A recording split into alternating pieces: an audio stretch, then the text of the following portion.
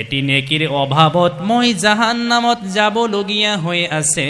হে মোৰ আম্মাজান, আপুনি মোক এটি নেকি দি সহায় কৰক।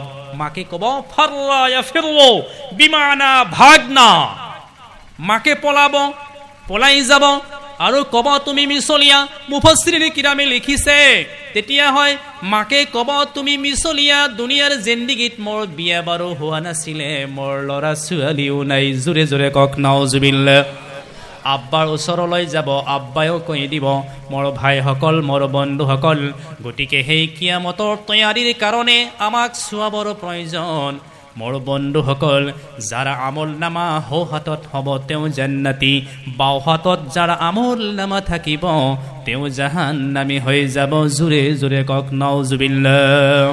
মোৰ বন্ধুসকল, কিয়ামতৰ দিনা মুসিবতৰ সময়ত আপোনাৰ আল্লাহ পাকৰ ঘোষণা মুফাssirin কিৰামে লিখিলে আপোনাৰ নিজৰ ল'ৰা হয়তো আপোনাক পাত্তা নিদিবও পাৰে, আপোনাৰ স্ত্ৰী আপোনাৰ কামত নাহিবও পাৰে, আপোনাৰ ভাই ককাই আপোনাৰ কামত নাহিবও পাৰে, আপোনাৰ ল'ৰা আপোনাক পৰিচয় নিদিবও পাৰে, আপোনাৰ আব্বা আপোনাক পৰিচয় নিদিবও পাৰে।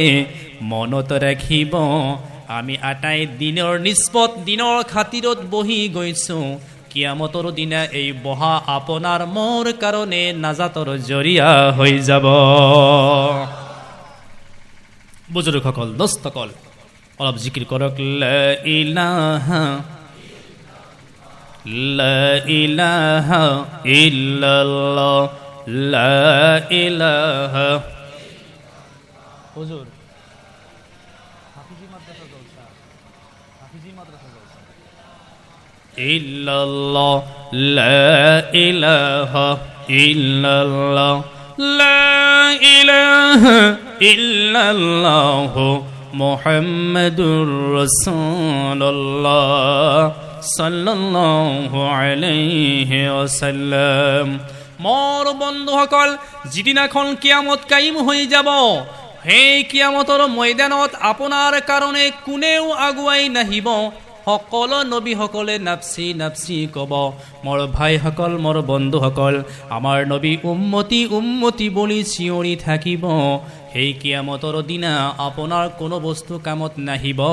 মনত ৰাখিব, আপোনাৰ আমল নামাত যদি ৰুকু আছে, সিজদা আছে, নামাজ আছে, ৰোজা আছে, হজ আছে, জাকাত আছে, দিনৰ কাম আছে, মোৰ বন্ধুসকল, কিয়ামতৰ দিনা আপোনাৰ মোৰ কাৰণে নেক কাম কামত আহিব। জোৰে কওক সুবহানাল্লাহ। আল্লাহ নবী সাল্লাল্লাহু আলাইহি সাল্লামে ঘোষণা কৰিলে তোমালোকে খাতিৰ ৰাখিবা, তাৰ মানে নিসবত ৰাখিবা। নবীজিয়ে ক'লে তুমি নিজে কোৰআনৰ হাফিজ হৈ যোৱা। যদি তুমি নোৱাৰা তোমাৰ ল'ৰাজনক হাফিজ বনোৱা, তথাপি তুমি নোৱাৰিলা তোমাৰ নাতিক হাফিজ বনাই দিয়া, তথাপি নোৱাৰিলা এইবাৰ তোমাৰ এজনী ছোৱালী জীয়ৰী তুমি কি কৰা, এজন হাফিজৰ লগত, আলিমৰ লগত বিয়া দি পেলাই তুমি ৰুহানী শহুৰ হৈ যোৱা। জোৰে কওক সুবহানাল্লাহ। তুমি নিজে হাফিজ হ'ব পাৰা নাই, তুমি আলিম হ'ব পাৰা নাই, তোমাৰ ল'ৰাক নোৱাৰিলা, তোমাৰ নাতিয়েকক নোৱাৰিলা। এইবাৰ আল্লাহ নবী সাল্লাল্লাহু আলাইহি সাল্লামে ঘোষণা কৰিলে তোমাৰ ছোৱালীজনীও তুমি আলিমৰ লগত বিয়া দিব পৰা নাই। একেবাৰে শেষৰ দৰ্জাত তুমি এজন ভাল আলিমৰ লগত, এজন হাফিজৰ লগত বন্ধুত্ব ৰাখিবা। এই বন্ধুত্বৰ খাতিৰত আল্লাহৰ জান্নাত পাই যাবা। মোৰ দোস্তসকল, বুজুৰ্গসকল, মনত ৰাখিব এটা কথা, কিন্তু আমাৰ সমাজত আজিকালি হাফিজসকল, আলিমসকল, মৌলানা মৌলবী চাহাবসকলৰ লগত মানুহে ছোৱালী দিব নোখোজে। হয়নে ভাই কথাটো? আপোনালোকৰ এই সমাজৰ কথা মই নাজানো। কিছুমান ঠাইত আছে আলিম উলামাৰ লগত ছোৱালী জীয়ৰী বিয়া দিব নোখোজে। কিয়? ইহঁতে কি কৰিনো খাব? হয়নে ভাই কথাটো? আপোনালোকে কথা নকয় কিয়? কথাটো হয়নে নহয়? বহুত টান পায় মানুহে। কিন্তু বুজুৰ্গসকল, দোস্তসকল, ৰিজিকৰ মালিক কোন? আমাক আটাইক কোনে ৰিজিক দিছে ভাই? আল্লাহ দিছে। মনত ৰাখিব, বৰ্তমানেও এজন ভাল সহি পঢ়নেৱালা হাফিজৰ, আৰবী লেহজায় কোৰআন পঢ়নেৱালা হাফিজৰ বহুত মূল্য আছে। মই বেছি নকওঁ, আপোনালোকৰ দোৱাত আৰবৰ কিছু সৰু সুৰা দেশত মোৰ সফৰ কৰা আছে। একেবাৰে টাইপ চহৰলৈ, কুদনা চহৰ, ৰুদ্দাব চহৰ মা হালিমাতুছ সাদিয়াৰ ঘৰলৈকে মোৰ সফৰ কৰা আছে। এতিয়াও এজন ভাল হাফিজ, ভাল কাৰীৰ বহুত মূল্য আছে। আজিৰ দিনত বৰ্তমানে মোৰ ভিসা লগোৱা আছে, ইণ্ডিয়ান 60,000 টকা দৰমহা, মুৰক্কত এখন মাদ্ৰাছা পঢ়াব লাগে। 2013 সালত মই গৈছিলোঁ, 13, 14, 15 এই কেইবছৰে মই গৈছিলোঁ। বুজুৰ্গসকল, দোস্তসকল, এইটো মই অহংকাৰ কৰি কোৱা নাই, পবিত্ৰ কোৰাণৰ এজাজ, ইকৰাম, ইহতাৰামৰ কাৰণে কৈছোঁ। জোৰে কওক সুবহানাল্লাহি ওয়া বিহামদিহি। আপোনালোকৰ মাদ্ৰাছাৰ শিক্ষক কাৰি চালে মোৰ ওচৰত হিফজ কৰিছে, আৰু আমাৰ বাছকানিৰ হুজুৰ আহিছে চালে আহমদ চাহেব, তেখেতৰ তাত মই কেৰাত পঢ়িবলৈ পঠাই দিছোঁ। মোৰ দোস্তসকল, বুজুৰ্গসকল, আজিৰ দিনত এজন ভাল হাফিজৰ আৰব মালিকত ইণ্ডিয়ান 80,000 টকা দৰমহাৰ চাকৰি আছে, ইমামতিত। কওক সুবহানাল্লাহ। কাটাৰ, য়েমেন, বাহৰাইন, ইজিপ্ত, মিছৰ, মুৰক্কত আমাৰ ইণ্ডিয়ান বহু ল'ৰা আছে। বিহাৰৰ ল'ৰা বেছি আছে। মক্কা উম্মুল কুৰা ইউনিভাৰ্চিটিত মই বিহাৰৰ ল'ৰাক বেছি লগ পাইছোঁ। টাইব চহৰত নেপালৰ মুছলমান আছে, তাতে ইংলিছ একাডেমীত চাকৰি কৰি আছে। মোৰ দোস্তসকল, বুজুৰ্গসকল, গতিকে আলিম উলামাসকলত, আলিমৰ লগত, হাফিজৰ লগত আপোনালোকে নিসবত ৰাখিব। আল্লাহ এই উচিলা কৰি পেলাই কিয়ামতৰ দিনা আল্লাহ নাজাত কৰিব। মোৰ বন্ধুসকল, যিয়ে নহওক, মই বেছি দীঘলাই ক'ব নাযাওঁ।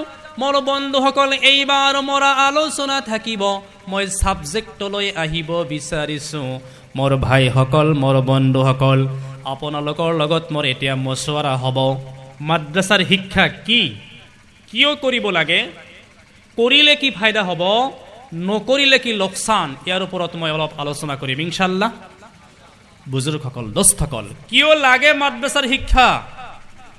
মহতৰম দোস্ত বুজুৰ্গ, আপোনালোকে জানে গোটেই আৰব মালিকৰ ভিতৰত আমাৰ নবীয়ে আকৰাম ৰসুলে মুকাৰৰম সাল্লাল্লাহু আলাইহি সাল্লামৰ দৰে এতিম কোনো নাছিল, হয় না কথাটো ভাই? আল্লাহৰ নবী এতিম আছিলে, গৰীব আছিলে। নবীজিৰ পৈতৃক সম্পত্তি মাত্ৰ 4টা উট আছিল। কি আছিল? 4টা উট।